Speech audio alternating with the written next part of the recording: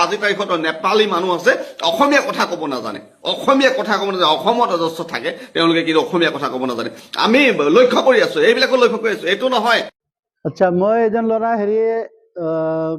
মোবাইলত দেখিছো দিছে নেপালী মানুহে অসমীয়া কথা নাজানে বুলি। অসমীয়াই নাজানা কাৰণ আছে। বিভিন্ন গাঁৱত এনেকুৱা গাঁও আছে, গাঁওবিলাকত মানুহবিলাকে ওলাই নাহে। বুঢ়ী মানুহ বা বুঢ়া মানুহ সেইখন গাঁৱতে জন্ম হ'ল, এইখন গাঁৱতে বুঢ়া হৈ গ'ল, তাহাঁতে ওলাই নাই। তাহাঁতে হয়তো নাজানিবও পাৰে, তাতে কোনো ডাঙৰ কথা নহয়।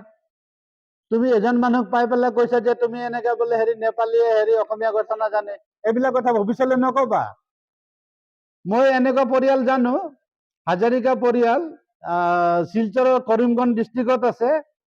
তেওঁলোকে অসমীয়া নাজানে, কি লিখে হাজাৰিকা, কথা কয় বঙালীত। মই শিলচৰত আছিলো 6 মাহমান পষ্টিং, তেতিয়া মই লগ পাইছো অসমৰ মানুহ বোলে শিলচৰ গ'লে অসমৰ পৰা আহিছে মানুহ বুলি কয়, গুৱাহাটীৰ পৰা অহা বুলি নকয় বা পৰা নকয়, অসম বুলি কয়। শিলচৰক তাহাঁতি বেলেগ বুলি ভাবে। তাতে হৈ যুগে যুগে আগৰ পৰা আছিলে, তাহাঁতি কিবা কাৰণত তেনেকে থাকি গ'ল।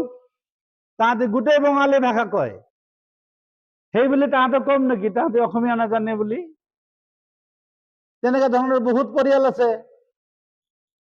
সেইকাৰণে গোৰ্খা মানুহক নেপালীয়ে অসমীয়া নাজানে বুলি ইন ফিউচাৰ তুমি নকবা।